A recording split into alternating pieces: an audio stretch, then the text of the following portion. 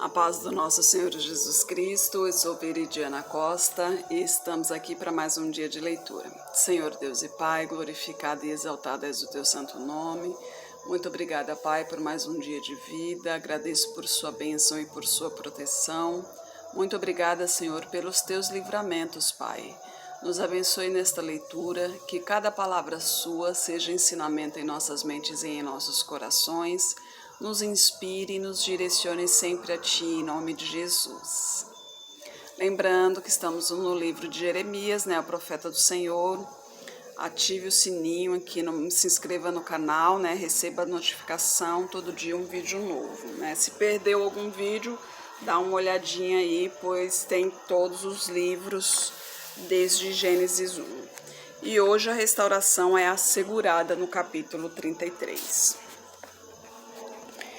E veio a palavra do Senhor a Jeremias segunda vez, estando ele ainda encarcerado no pátio da guarda, dizendo: Assim diz o Senhor que faz isto, o Senhor que forma isto, para estabelecer. O Senhor é o seu nome. Clama a mim e responder-te-ei, e anunciar-te-ei coisas grandes e firmes que não sabes. Porque assim diz o Senhor, o Deus de Israel, acerca das casas desta cidade e das casas dos reis de Judá, que foram derrubadas com os ariestes e a espada. Eles entrarão a pelejar contra os caldeus, mas isto é para os encher de cadáveres de homens que feri na minha ira e no meu furor, porquanto escondi o meu rosto desta cidade por causa de toda a sua maldade. Eis que eu trarei a ela saúde e cura. Eu os sararei e lhes manifestarei abundância de paz e de verdade. E removerei o cativeiro de Judá e o cativeiro de Israel, e os edificarei como ao princípio, e os purificarei de toda a sua maldade e com que pecaram contra mim, e perdoarei todas as suas maldades, com que pecaram e transgrediram contra mim. Nossa, olha só a benignidade, a misericórdia do Senhor, Ele deu muitas oportunidades para o povo de Judá, para o povo de Jerusalém, Ele deu muitas oportunidades para o povo se arrepender, para se voltar ao Senhor. E o povo não voltou ao Senhor, o povo continuou fazendo o que era mal aos olhos do Senhor. Quando eu digo povo, eu digo a maioria, Porque sim, tinha alguns também que ainda seguiam os mandamentos do Senhor, Esses foram os que foram cativos para a Babilônia. Porque lembra-se que Deus disse que aqueles que fossem cativos à Babilônia, que aceitassem o jugo de Babilônia, esses viveriam e voltariam para Jerusalém, para Judá, Então esses aceitavam os mandamentos do Senhor, Esses seguiam os mandamentos do Senhor, mas o restante não, que era a maioria, inclusive o próprio rei, os reis, de Jerusalém e de Judá. E Deus deu várias oportunidades e mesmo assim eles não quiseram, Mesmo assim a maioria se manteve fora dos caminhos do Senhor, inclusive sacrificando seus próprios filhos a Moloque, Imagina só, recém-nascido jogava ao fogo como sacrifício, Mas Deus misericordioso, o que Ele fez? Ele purificou a cidade, E quando se fala da ira do Senhor, às vezes a gente vê assim, fala, nossa, a ira do Senhor é tremenda, realmente é muito forte, ele destruiu a cidade. E a gente pensa, nossa, mas destruiu a cidade? Realmente, ele destruiu a cidade. Mas o que ele fez foi para purificação da cidade, porque ele acabou com todo o mal da cidade, Por que adiantaria ele fazer... ter essa guerra, acabar com alguns, mas ainda continuaram uns que não seguissem o caminho do Senhor, Esses contaminariam também novamente o povo do Senhor. Então, o que ele fez? Ele purificou a cidade, acabou com aqueles maus, com aquelas pessoas más, né, com aquelas pessoas que não seguiam o Senhor, que provocavam maldade, que ensinavam maldade, inclusive, né, não só faziam maldade, como ensinavam maldades também, né, como os falsos profetas, os falsos sacerdotes. Purificou a cidade, reedificou a cidade, para que assim o povo, seu filho, né, o seu povo, realmente pudesse viver em harmonia na cidade de Judá e na cidade de Jerusalém, né? E aqui continua no versículo 9. E este lugar se servirá de nome, de gozo, de louvor e de glória entre todas as nações da terra, que ouvirem todo o bem que eu lhe faço, e espantar-se-ão e perturbar-se-ão por causa de todo o bem e por causa de toda a paz que eu lhe dou. Assim diz o Senhor. Neste lugar de que vós dizeis que está desolado e sem homem, sem animal nas cidades de Judá e nas ruas de Jerusalém, que estão assolados, sem homem, sem morador, sem animal, ainda se ouvirá a voz de gozo, a voz de alegria, a voz do esposo, a voz da esposa, a voz do que dizem: louvai ao Senhor dos exércitos, porque bom é o Senhor, porque a sua benignidade dura para sempre. Dos que trazem ofertas de ação de graças à casa do Senhor, pois farei voltar os cativos da terra como ao princípio, diz o Senhor. Assim diz o Senhor dos exércitos, ainda neste lugar que está no deserto, sem homem, sem animal, e em todas as suas cidades haverá uma morada de pastores que façam repousar aos seus rebanhos. Nas cidades das montanhas, nas cidades das planícies, nas cidades do sul, na terra de Benjamim, nos contornos de Jerusalém e nas cidades de Judá, ainda passarão os rebanhos pelas mãos dos contadores, diz o Senhor. E olha que na hora que a gente vê aqui, dá para perceber que eram muitas cidades, né? A gente fala, né, em Judá e Jerusalém, mas na realidade Judá, por exemplo, era uma tribo, mas eram muitas cidades que formavam a tribo. Jerusalém também, muitas cidades que se formavam a tribo, né? Benjamim, por exemplo, também era uma outra tribo de Benjamim que eram muitas cidades também, né? E a gente continua aqui no versículo 14. Eis que vem dias, diz o Senhor, em que cumprirei a boa palavra que falei à casa de Israel e à casa de Judá. Naqueles dias e naquele tempo farei brotar a Davi um renovo de justiça, e ele fará juízo e justiça na terra. Ele fazendo menção a Davi aqui, porque lembra, né, na época de Davi, ele fez uma aliança com Davi, né, porque Davi foi um ungido do Senhor, né, que se permaneceu nos caminhos do Senhor, e por amor de Davi, Deus permaneceu somente com a tribo de Judá, né, somente com a terra de Judá. E ele fez uma aliança com Davi de que não faltaria descendência de Davi no trono de Judá, desde que obviamente seguisse os mandamentos do Senhor. E assim foi por muito tempo, né? Apesar de que muitos dos seus descendentes eles seguiam o caminho do Senhor, mas não por muito tempo, né? Como por exemplo Salomão, ele foi humilde em sua juventude, quando Deus ofereceu para ele o que ele quisesse, ele pediu por sabedoria, tanto que ele se tornou o homem mais sábio, né, da história. E ele, ao invés de se manter no caminho do Senhor, porque Deus deu tudo para ele, riquezas, além de toda a sabedoria, Deus deu riquezas, deu nome, né, deu fama, deu tudo para ele, mas ele acabou se envolvendo com mulheres estrangeiras que não podia e acabou se envolvendo com seus costumes. Então, assim, acontecia muitos que eles começavam a seguir os caminhos do Senhor, mas acabava que, no final das contas, se afastavam do Senhor. Então, o próximo vinha, acontecia a mesma coisa. Só que, ultimamente, já na época do rei Zedequias, né, e alguns dos seus antepassados já não seguiam mais, né, já não nasciam mais no caminho do Senhor, né, já não seguiam em momento algum, já desde pequenos já serviam a Moloque, a Baal, a outros deuses.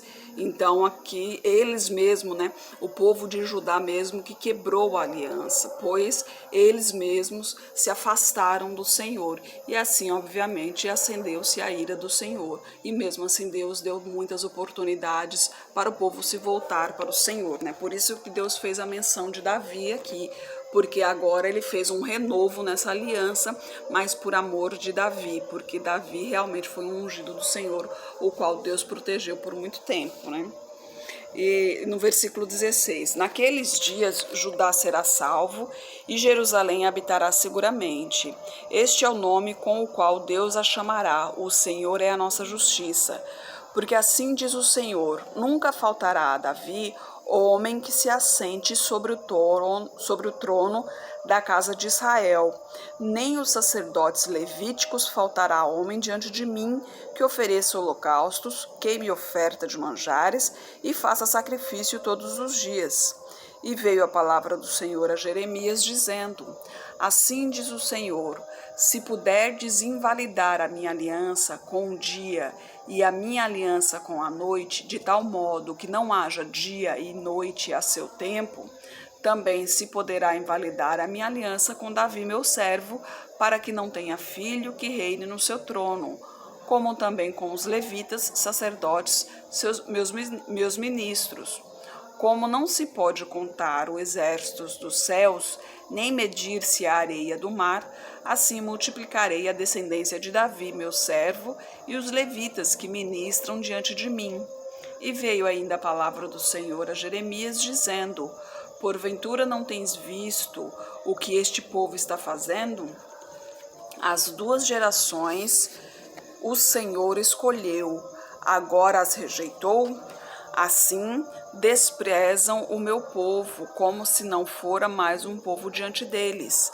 Assim diz o Senhor: se a minha aliança com o dia e com a noite não permanecer, e eu não puser as ordenanças nos céus e na terra, também rejeitarei a descendência de Jacó e de Davi, meu servo, para que não tome da sua descendência os que dominem sobre a descendência de Abraão, Isaque e Jacó, porque removerei o seu cativeiro e apiedar-me-ei deles. Aqui Deus confirmando que realmente renovará a cidade de Judá e de Jerusalém, né? A terra de Judá e de Jerusalém, né? Porque são várias cidades, né? Então aqui por amor de Davi, ele imagina só como Davi realmente foi um homem marcante, né? Um servo marcante, porque mesmo depois de tanto tempo, Deus ainda faz menção ao seu nome, né? Menção àquela aliança. Então foi uma aliança realmente muito importante. Você lembra, né, da história de Davi? Davi era o pequeno de sua casa, né? E ele foi o rei, ele teve várias oportunidades para matar Saul, não matou porque Saul também era ungido do Senhor, embora o Senhor tinha se afastado dele porque Saul fez o que era mau aos olhos do Senhor, mas Davi não matou porque era ungido do Senhor, e a palavra de Deus diz: ai daqueles que mexerem com um dos meus ungidos, né? Então Davi não queria ter sangue nas mãos de um ungido do Senhor, mesmo que esse ungido esteja afastado do Senhor. E Deus sempre o protegeu, sempre o guiou, e tudo o que Davi fazia, ele procurava a bênção do Senhor, ele procurava a direção do Senhor. Só teve um deslize, né, que foi com a Berseba, né, a mulher de Urias, que ele acabou se envolvendo, fez com que Urias fosse morto, né, na guerra, na linha de frente, mas com isso acabou perdendo o filho, a Berseba acabou perdendo o filho, mas ele se arrependeu, obviamente, mas no final das contas ele se manteve no caminho do Senhor, e assim Deus fez essa aliança com ele. Ele não construiu o templo que ele queria construir, porque tinha muito sangue em suas mãos, porque ele era um homem de guerra, mas Deus prometeu que Salomão, seu filho, iria construir esse templo. Então Davi deixou tudo preparado, né? Todo o material preparado, todo o esquema preparado para quando Salomão tivesse no tempo hábil, fizesse o templo. Tanto que hoje muito se fala, né, no templo de Salomão, porque realmente foi algo extraordinário. E Deus faz menção aqui ao nome de Davi, porque Davi realmente foi um servo muito marcante. E é muito bom, a gente imagina só, nós podermos seguir o caminho do Senhor e ser lembrados por Deus, né? Pela nossa devoção a Ele, né? Porque assim, as obras não é que não tem valor, mas as obras não salvam, né? Nós somos salvos pela graça do Senhor, simplesmente pelo amor dele, pela graça dele, né? Nós não merecemos, nós não somos dignos disso, né? Não somos dignos de salvação. Simplesmente somos salvos pela graça do Senhor. E imagina só, Deus, quando formos salvos, né, quando for a ressurreição, e Ele nos chamará cada um pelo nome, e Ele nos dará um novo nome, né? Nós seremos transformados e cada um ali terá o seu novo nome, e o nome estará escrito, aliás, Ele nos chamará pelo nome, o nome estará escrito no livro da vida, né? Então a nossa vivência nessa terra aqui hoje, o nosso intuito aqui é para que o nosso nome esteja no livro da vida. E é esse o nosso intuito aqui, essa é a nossa busca. E para isso é fazer o quê? É seguir os mandamentos do Senhor, né? Adorar somente a Deus, né? Seguir somente a Deus, se prostrar somente a Deus, não usar o nome de Deus em vão, não falar mentiras, não dar falso testemunho, não roubar, não matar, né? Não invejar, porque tem os 10 mandamentos, mas tem os estatutos também, que ali são coisas mais explicadinhas, assim, né? Como, por exemplo, naquela época que se falava, naquela época era muito criação de animais, por exemplo, então falava muito que, se um animal acontecer tal coisa com o animal, como que vai ser? Então a lei era bem explicadinha, bem detalhada. Hoje a gente tem isso também, né? Como, por exemplo, você machucar alguém sem querer, de repente acontecer dessa pessoa ficar com alguma deficiência, com alguma dificuldade de mobilidade, tudo isso influencia no julgamento. E isso tem também na palavra do Senhor, também tem, né? Então a palavra do Senhor nos diz que a gente tem que seguir as leis dos homens, contanto que elas não vão contra as leis de Deus, né? Então, contanto que elas estejam ali rente com os mandamentos do Senhor, a gente tem que se manter nessa mesma linha. E a gente tem que se manter nessa mesma linha. Agora, tem coisas que são a boa moral e os bons costumes. Isso não tem na lei do homem, mas a gente sabe que existe, a gente sabe como que é uma pessoa ser bem educada, né? Uma pessoa ser cortês, ser gentil. Isso não está dizendo aqui que você tem que ser, mas é algo agradável, é algo que possa provocar uma boa reação na outra pessoa. Então, isso, ser gentil pode provocar uma boa reação, então é algo que você deve fazer com frequência também, porque isso é bem visto, isso é agradável ao próximo, e é bom ser agradável ao próximo. Deus também se agrada disso, de você ser agradável ao próximo também, porque de você ser bem-quisto com as pessoas, né?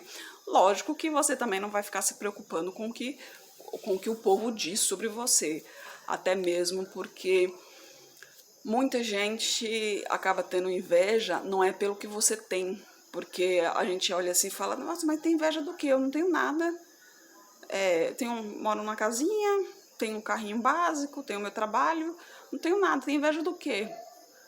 Mas a inveja não é do bem material, é a inveja da luz que emana de você. Porque quando a gente tem Deus, quando a pessoa olha pra gente, ele não vê a gente, ele vê a glória de Deus resplandecendo no nosso rosto. E é essa luz que incomoda. É essa luz que provoca a ira do demônio que está na pessoa. Então, quando fala da inveja, quando fala que essa história de santo não bate, né? Que não existe isso, que não existe santo que não bate, porque santo somente só o Espírito Santo. Então a ideia é essa, é porque a luz de Jesus Cristo, né, a luz de Deus, a glória de Deus resplandece sobre o meu rosto, e o demônio que está na outra pessoa, obviamente, quando vê o Espírito Santo em mim, ele não vai gostar e, obviamente, ele vai querer fazer de tudo para me maltratar, para me rebaixar, ele vai querer fazer de tudo para isso. Mas o Espírito Santo que habita em mim, obviamente, como eu sou uma ungida do Senhor, não vai permitir que isso aconteça e vai debater com ele. Agora, isso já é uma briga espiritual, não é uma briga carnal. Eu não vou sair na mão com essa pessoa. A gente tem que entregar nas mãos do Senhor, porque, obviamente, isso vai me afetar fisicamente. Mas a gente tem que aprender a entregar tudo nas mãos do Senhor, porque essa briga é espiritual. Então, é Ele quem combate por nós, é Ele quem batalha por nós. Então, entregue tudo nas mãos dEle e Ele nos dá a vitória. A gente só vai cantar a vitória depois, Ele só vai nos entregar a vitória. Então, se permaneça firme no Senhor, não se desanime. Continue ajoelhado, continue orando, continue louvando, continue adorando e continue agradecendo. Sim, agradecendo, porque toda prova é uma oportunidade de se fortalecer, é uma oportunidade de aprender. Continue sempre agradecendo, nunca deixe de agradecer pelo que tem. Senhor Deus e Pai, glorificado e exaltado és o teu santo nome. Muito obrigada, Pai, por tuas palavras, por tuas mensagens, Senhor. Eu peço a Ti que continue nos abençoando, continue nos guiando, Pai. Continue nos ensinando cada vez mais, Pai. Necessitamos cada vez mais de intimidade contigo, Senhor. Necessitamos cada vez mais de Tua presença, Pai. Abençoe essa pessoa que está orando comigo, manifeste o teu poder na vida dela, Senhor. Arranque todo esse mal, Pai. Arranque toda essa tristeza, toda essa angústia, toda essa ira que está nesse coração, Pai. Em nome de Jesus, Senhor. Purifique de tudo que não lhe pertence, Pai. Enche esse coração com a tua unção, Pai. Enche esse coração com a tua luz, Senhor. Amoleça esse coração para que sinta a tua presença, Pai. Para que sinta o teu Espírito Santo, Senhor, em nome de Jesus, Pai. Toque em sua saúde, toque em suas finanças, toque em sua família, toque em sua profissão, Pai. Toque em todo o seu sentimento, em seu psicológico, em nome de Jesus, em seu emocional, Pai. É o que eu oro, Senhor. Peço a Ti pelo João Vitor, Pai. Primeiramente agradecer, pois graças a Ti, Pai, ele está se recuperando bem, Senhor. Eu peço a Ti que continue a Tua obra, Pai, pois o Senhor não é um homem para fazer obra pela metade, Pai. Eu agradeço desde já, pois eu sei que a Tua obra terminará na vida dele, Senhor. E eu peço a Ti que una toda a família e traga para o Teu caminho, em nome de Jesus, Senhor. Peço a Ti por toda a minha parentela, por toda a parentela de meu esposo. Derrama a Tua unção sobre cada um deles, Pai. Manifeste o Teu poder na vida de cada um, Senhor. Traga todos para o Seu caminho, Pai.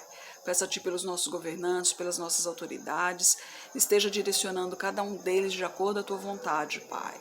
Peço a Ti pelos Teus filhos, Senhor. Necessitamos de Ti, Pai. Necessitamos de Tua direção, Senhor. Por favor, nos capacite cada vez mais para proclamarmos o Teu Evangelho, Pai.